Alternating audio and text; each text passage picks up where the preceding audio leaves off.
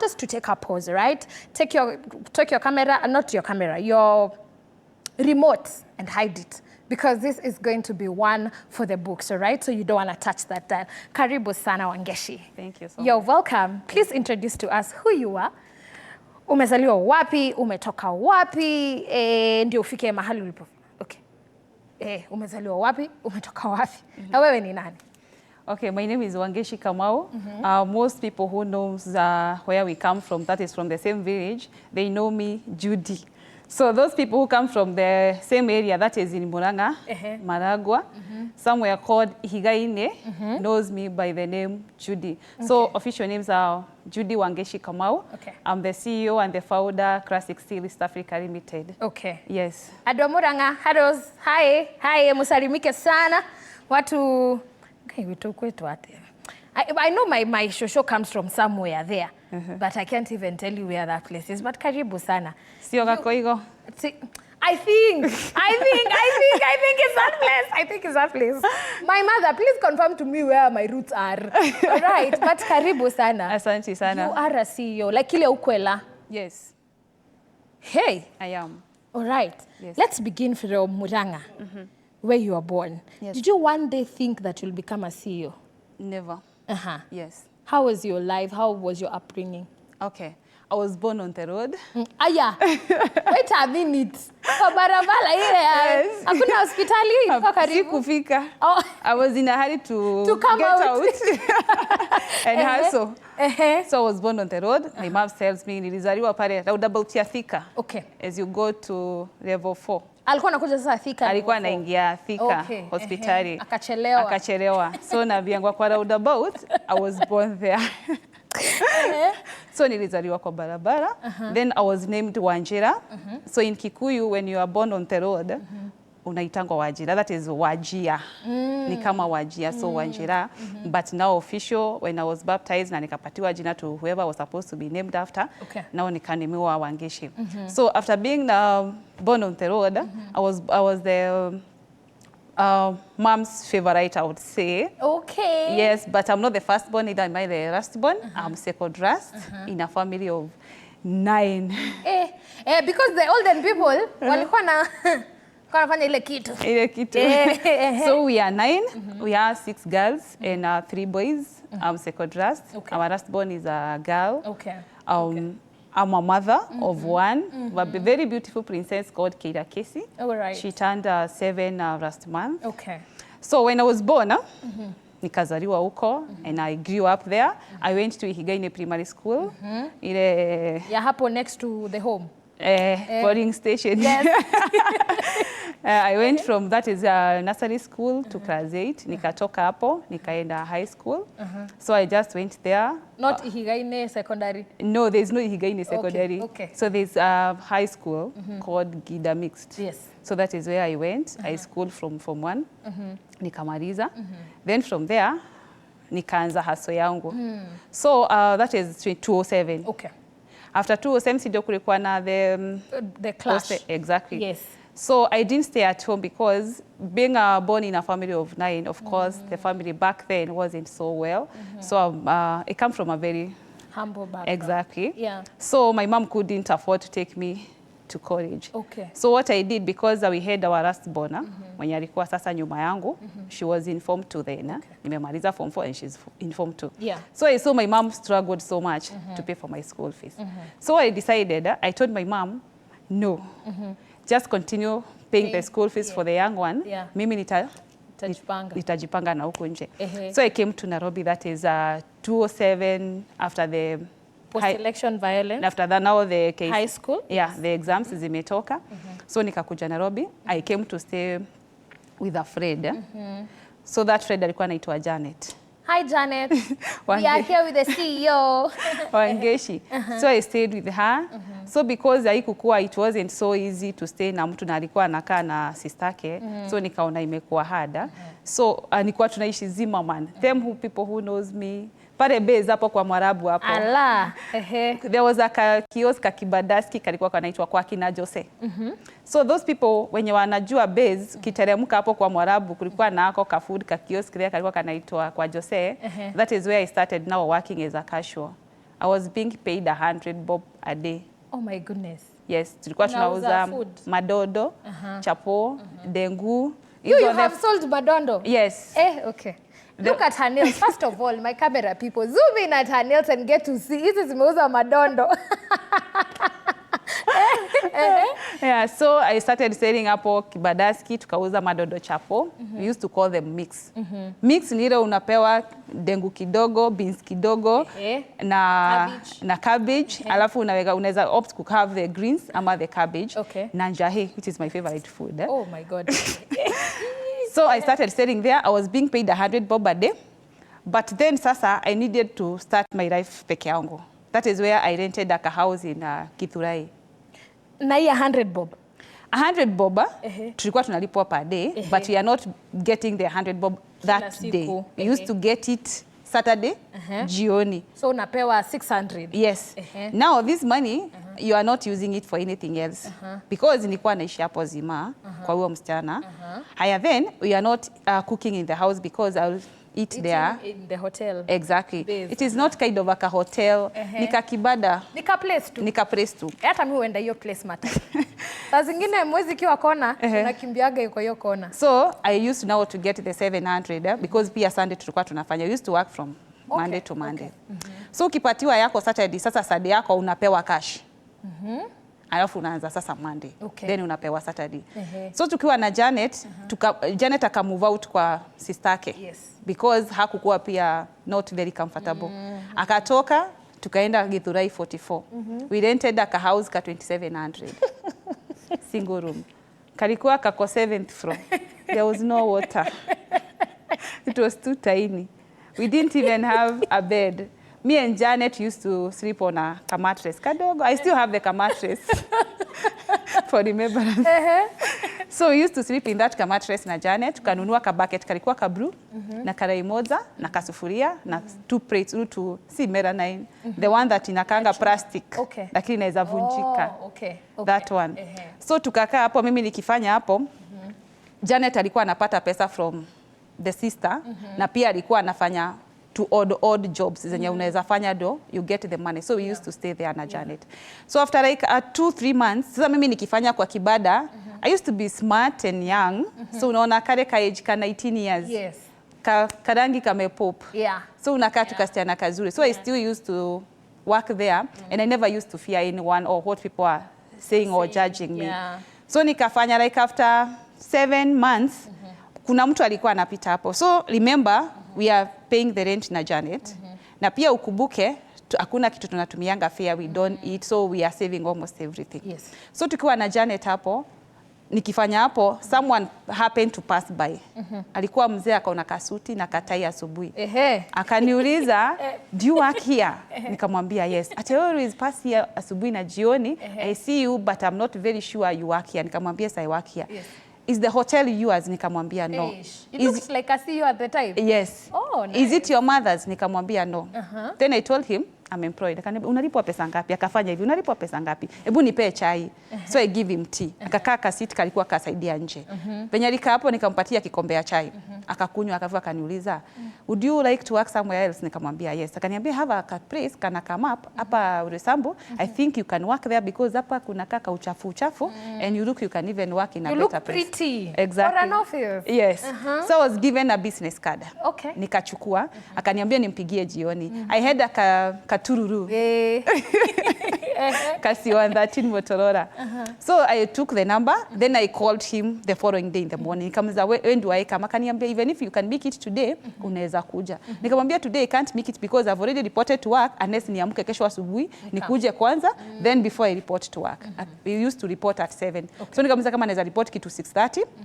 I see the place, do the interview if you are going to agree. Then from there, I now come back to where I was working. Akaniambia ni sawa. So I walked up so early. Nikaenda. Kufika, nikapanda hata nilienda mguu. Kafika Roysambu. Nikaingia, alikuwa place karibu na USIU. Kwa mababi huko.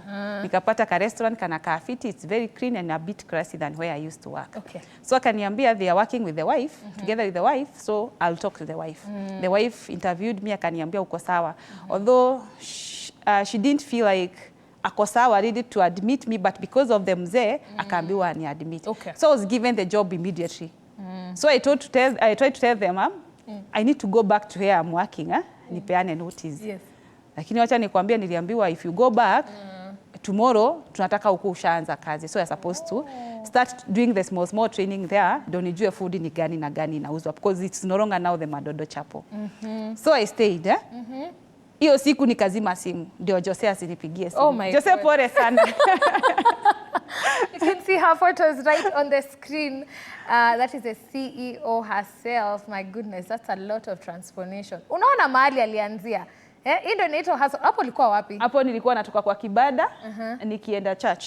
Oh, ukapiga ukapicha hapo kando. Yes. Hiyo ndio 7th floor, right? Hapana. That is 2011 nikifanya kwa auctioneer. I was a receptionist. Yaani wewe umeacha. Wacha tusifike kwa auctioneer ukichota magari za watu. Wacha tuanze hapa. I can see you have lived a life. Yes. So this particular time, umetoka Geshagi? And you know how people anticipate that unajua tunaletewa mali na pesa mzuri. Sasa unauliambia madhe, I'll take care of the baby. Yes. So you're being paid 100. Yes. Even if you're saving this 700 every single week, was it able to sustain you like the whole entire time before getting to this other mzee? Yes, it was. Remember, I never used to pay any fare. I never used to pay any food. You don't buy clothes?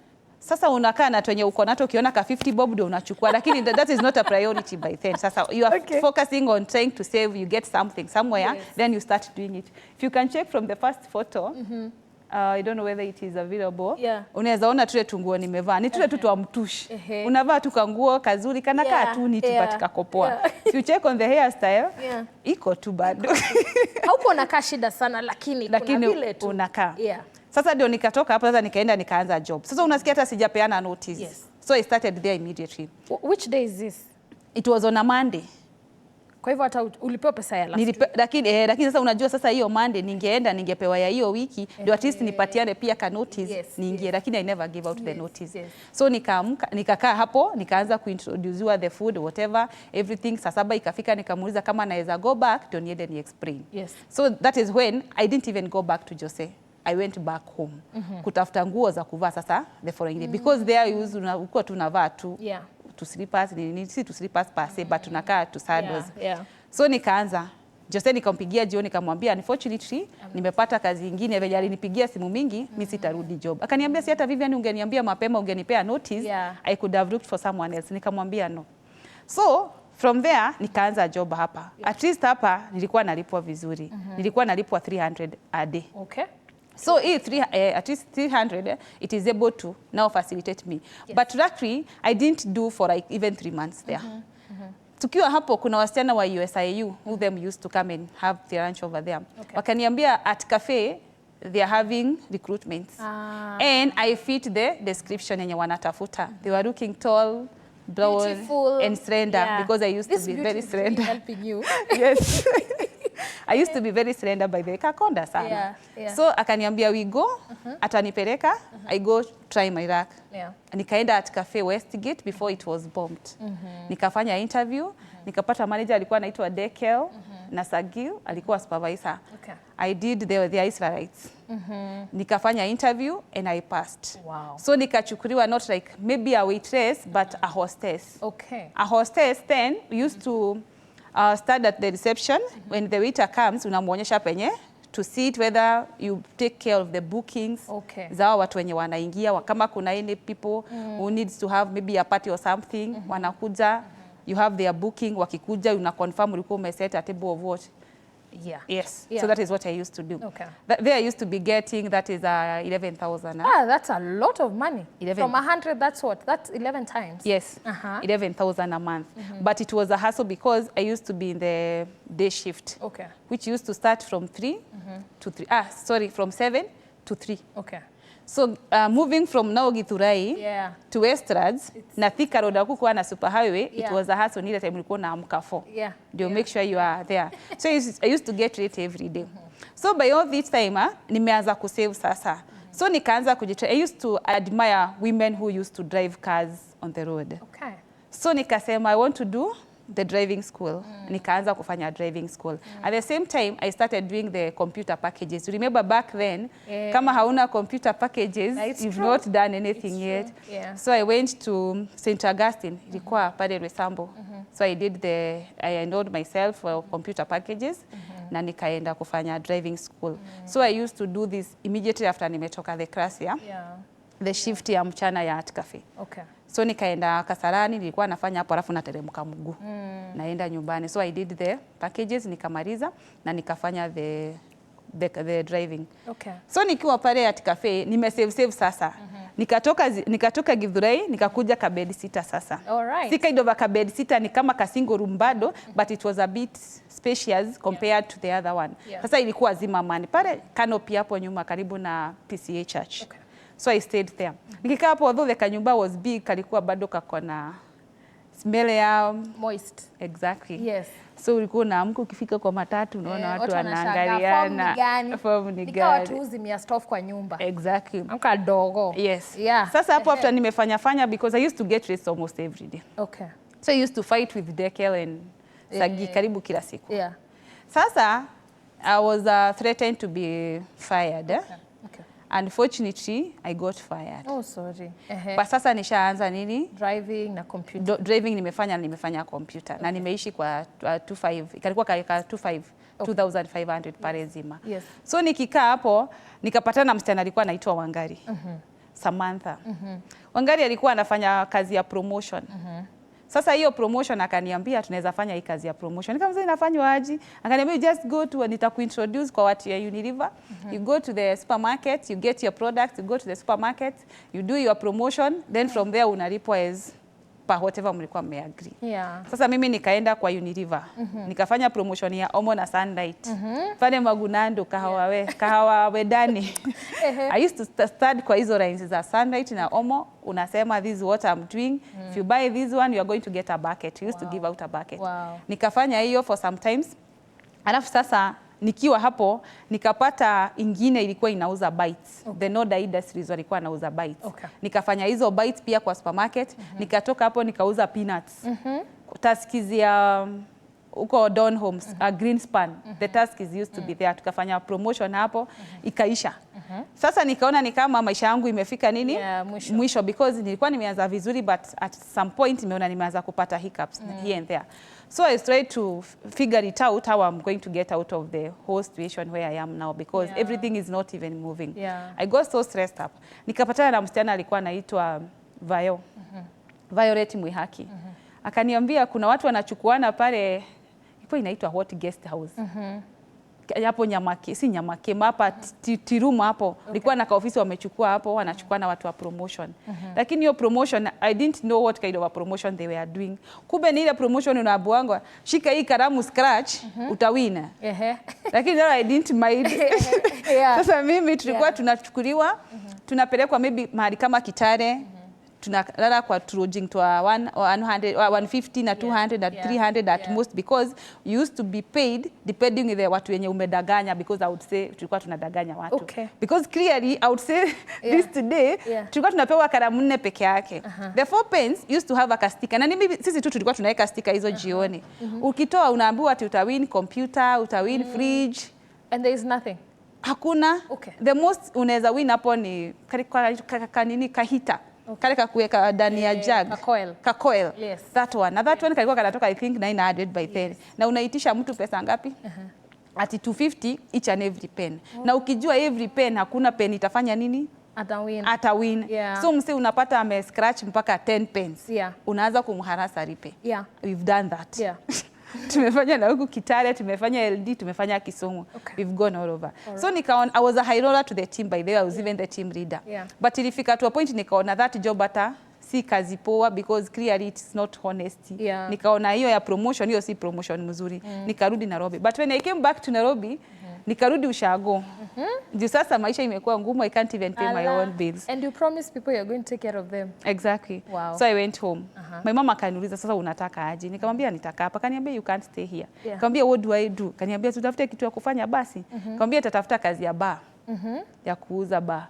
Akaniambia you can't do that. The way tunaombanga Mungu hatawezi kubali. Nikamwambia ni sana. Nikamwambia nitatafuta ile kazi nitafanya, bora tunipate kazi. I came back to Nairobi to sit with now more of a cousin na ni kama a distance cousin. Tukakaa na yeye 2 weeks. Wenye tulikaa na yeye 2 weeks akaniitia akaniambia kuna mtu anaenda kumeet. Alikuwa anauza zinaitangwa aje hizi vitu za what do you call them? Nimesahau. Akani-introduce kwa huyo mtu alikuwa anaitwa Charles Kamau-the. Chaka. Chaka is the one who was working with the auctioneers. When you introduce, now I had done the computer packages. Nikamwita akaniza, what do you do? Nikamwambia, I'm not doing anything as that now. Akaniza, when you are very young. So akaniambia, can we talk? Unaweza fanya kazi ya reception. Nikamwambia nimefanya nini? Computer packages. Akaniambia, come tomorrow, we talk. Nikaenda kwa ofisi yake pale Ngara, nikachukua. Charles Kamau-the is like a dad to me today because he's the one who introduced me to the corporate world. So Charles Kamau-the akanichukua kama mtoto wake. Nikaenda pale kwa ofisi nikafanya my interview zangu, akaniambia niko sawa because he only needed someone who can be able to type. And I had done the exactly. So I was doing the package, the typing, anaenda anapeleka kwa auctioneers. Sisi alikuwa auctioneers wanaenda wanachota watu. So from there nikafanya. Sasa huyo alikuwa ananilipa 17,500. Sasa nikarudi Nairobi na nikachukua bedsitter. Hapo tu zima. Hapo tu nyuma ya PCA. Nilichukua bedsitter nilikuwa nimechukua ya 4,000. At least nikaanza kufanya. So kwa hii ulikuwa unapatanga tumarupurupu hapo kwa ofisi because ukiachiwa petty cash we manage vizuri. Kuna venye pia zingine hautajua venye utazipata zinabaki kwa mkono yako. So nikakuwa fair sikuwa natoa kwa salary yangu. Na pia fair nilikuwa naona wakienda nyumbani because they used to come to work with the wife, walikuwa wananibeba tunaenda zima na wao. So I used to get, so nilikuwa na save. Hapo sasa ndio nilianza kufanya the certificate ya business management hapa Kims. So nikifanya hapo tukafanya na yeye kidogo, bado naenda shule, kafanya naenda shule. Sasa hapo huyo ndio naweza sema ni kama alitry he was a destiny connector because aliniintroduce akanipeleka Kenya Wines, that is Kwal. Nikakuwa kwa reception, nikafanya another 6 months hapo, nikatoka, nikaambia mzee mimi nimeshindwa na kazi, nikatoroka, nikarudi ushago tena, vitu zangu za bedsitter nikaachia Msudanisi alikuwa ni baangu, nikakaa ushago tena, akaniita tena, akanipatia kazi. But the second time alinitia kazi, I didn't have anywhere to sleep. So Charles Kamau-the, just know this today, I slept in your office. I didn't have anywhere to go. I didn't want to tell him I don't have anywhere to go. So I slept in his office. So the following morning nikaamka, nikabrush nini because nilikuwa nimebeba toothbrush, nilikuwa nimetoka direct home. Alafu akakuja akanza, umefika mapema sana. Nikamwambia nimefika mapema, sikuwa nataka kuchelewa, but he didn't know. Then from there kuna sistangu sasa amemaliza shule. Alistruggle na mamangu, I didn't pay for any coin for my sister. Akalipua na mamangu akamaliza. Sasa akaniambia kuna rafiki yake mmoja anaitangwa Susan na ako na sister yake huko. So anaweza ongea na sister yake aone kama watani host. So they hosted me in Githurai 45 sorry. Na huko chini tulikuwa tunavaa viatu mbili ndio tutokee kwa hizi basi. So I struggled bado nikisema one day I'll make it. One day I'll make my mom proud. So nikatoka nikikaa huko Githurai, nikarudi sasa kwa nyumba yangu. Nikaenda kwa bedsitter ingine bado zima man ya 4,500 sasa. So hapo nikaanza kufanya. Nikianza kufanya hapo nikiwa kwa Mr. Kamau-the, nikapata kuna msichana alikuwa anaitwa Anita, alikuwa reception wa gym pale Vision Plaza. Kaniambia kuna watu wanatafuta receptionist pale Mombasa Road na watu wa sales kama anaweza apply, lakini huo mama mwenye hiyo kampuni anaidaga gym kwao. So they can talk to her aone kama atanichukua. Luckily jamaa alikuwa anaitwa Charo kwa hiyo gym, akani-introduce kwa huyo mama. I didn't even do the interview. I just got the job directly. So when I went there, that is 2014 2013 sorry, nikaanza sasa kufanya hiyo kazi ya reception kwa hiyo kampuni ilikuwa inafanya kazi za steel. The job that I do today. They used to do the same job. So nikakaa hapo nikaanza kuona venye wanafanya. So I used to get the calls and queries. I forward to the sales team. Nikaanza kufuatilia kutaka kujua what do they do after they take the inquiries. How do you do the quotations? After the quotations, what happens? That is when now I started to go the passion for the job that I'm doing today. Amazing. Yes. So I started, nikajitrain, reception, nikaanza kuchukua simu, nini, nafuata, nauza. Then from there nikaanza kuona I think I have the skills of a salesperson, so I can sell. So I started now doing the sales za hapo kwa duka because they used to have stuff in the shop. So I started doing the sales, nikaanza kupata clients nafuatilia. So nikaambia huyo mtu instead aniandike kama salesperson. I started working as a salesperson. But the manager there used to hate me and to mistreat me. She was a lady, I don't want to mention her name, but I forgave her. So today, that time, nikaanza kuuza, sasa nimeanza kupata clients. Company ingine, 2014, it heard about me, the way I'm very passionate about this job, and the way I have so many clients. The clientele ikaanza kukua kubwa. They poached me. Those company in Mombasa Road, I don't want to mention their name, they used to pay me 18,000 per month.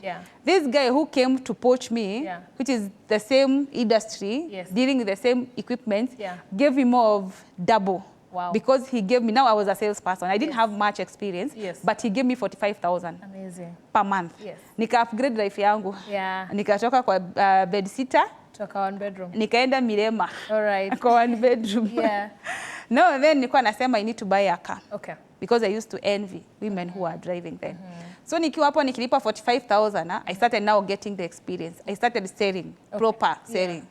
I used to get even sales za 10 million, unapata commission yako. Nilikuwa napata hata to checks to 300,000 na nika commission before even you get your salary.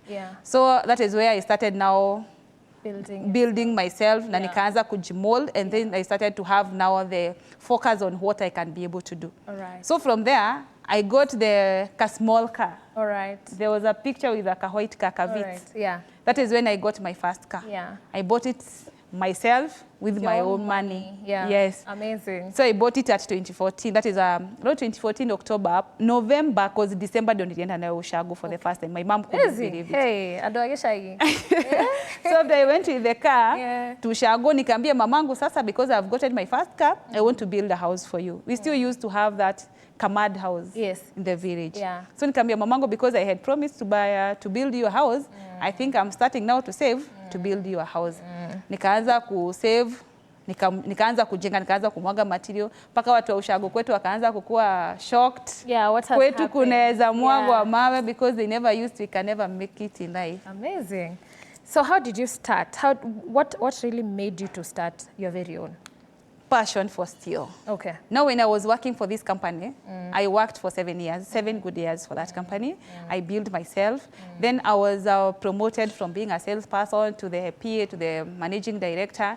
Finally nikakuwa the manager mwenyewe. I used to hire. I used to make sure I'm getting to understand what all the accounts are doing, all the sales people they are doing. So I used to kind of be everything in that company. So it reached a point where I used to feel I'm carrying a whole burden for a whole company, yet it's not mine. So I decided, Wangechi, you can do it. Why don't you just try? Because even my customers then, they used to think this company is mine. But it wasn't mine, neither was I even treated to the owner. I used to work as my own company. So I decided I've done everything. I think I know now everything, if not almost everything. At least I have something I can start somewhere. So with the passion for steel, I said I'm going to start Classic. And that is the birth of Classic, was born 2020. Amazing. Yes. That's a beautiful story in a nutshell. But what I'm hearing from you is a lot of discipline, a lot of determination. And a lot of zeal. So umemaliza kujenga nyumbani? Nilimaliza 2019. Amazing. Na ukapata baby girl? Na nikapata baby girl, but baby girl nilipata 2016. Kuna mtu? No. I'm a single mom. All right. Yes. And you're proud of it. And I'm proud of it. Yes. Amazing. That is a beautiful, beautiful story to just get to hear. So please tell us where we can find you on your social media handles. What is your handle on Instagram? Instagram is Wangechi _Kamau. Yes. All right. And of course, your social media, Facebook as well? Yes. Amazing. Wangechi Kamau. So baby, unauza chuma? Yes. Watu wa kujenga, watu wa chuma, watu wa Kerea, all of you, please visit her. Where's your business located? We are located along Mogadishu Road. Yes. That is off Runga Road. Yes. Opposite a building called Brothers Knitwear. Go down number 1. We are there, Classic Steel. Amazing. East Africa Limited. Chuma ni unauza chuma gani? Yeah, stainless steel. Stainless steel ndio chuma inayotambulika katika upande huu wa Wangechi Maina. That's his name. Wangechi Kamau. Kamau. Yes. Amazing. Thank you for coming. Thank you for being a blessing. And I know you're a blessing to this generation. Thank you. Ladies and gentlemen, it's been a story from grass to grace. A story of a lot of determination, a lot of zeal, and a lot of discipline. And we celebrate you today. We celebrate that the Lord has allowed you to become a CEO. May I think, hii kazi kinishinda my imagine director, utaniandika kazi, I can be a very good reception. Kuja nitakutrain kazi. Oh, amazing. Yeah. Ama niuze chuma pia. Kuja uuze chuma. What you usually do, actually, I didn't even powder. What we do, we'll make those balconies to the modern designs, that is with the steel and the glass. We also do the shower cubicles. We do the landscaping. We also do the pangoras. Those basically, that is a part of the stainless steel. So if you'd like to come and join me, we do the safety boots, we do the reflectors, unachukua tape measure, unavaa helmet, tunaenda kupima. So even with my long nails, tunatake measurement sites. We'll come. We'll show you photos of Wangechi and myself kwa ground. Kwa ground vitu ni different. Very different. Amazing. Thank you so much. And so today, by God's grace, there's a small bird that has just told us something. Do you know what that is? Do you have an idea what that is? I turned 35 yesterday. Amazing. Very good. And so today we just want to celebrate you. Thank you. For turning 35, first of all, for being a beautiful lady and a beautiful CEO, and being a blessing to everyone, right? You're not just a blessing to your kids, but a blessing to the rest of the parents. So Hobbs decided to celebrate you with a cake today. As we get to even get... Acha nizunguke hivi. Wacha nione. Ameandika nani? Umeandika nini hapa? Still looks good on you. Oh, wow. My goodness. Hey? Thank you. Chuma. Umesema chuma looks good on that. Wangechi, thank you so much for coming. And I'm sure your testimony really encourages so many people outside there. So many girls that you don't need to remove your clothes to get where you are. Just be determined, trust in God, and guess what? God will do it for you. Yes. Come ukate keki. Thank you so much. Happy birthday to you. Hiya. Happy birthday to you. Happy birthday, dear Wangechi. Happy birthday to you. Happy birthday to you. Hey, happy birthday to you. Happy birthday, dear Wangechi. Happy birthday to you. A big up to every December baby outside there. Anyway, ulizaliwa na Yesu. Same month. Mwezi moja. This Sifa Sunday, as they cut cake, let me play you a new song by a guy called Daniel Netei from the USA. As we sing happy birthday to Wangechi. All right. Thank you so much.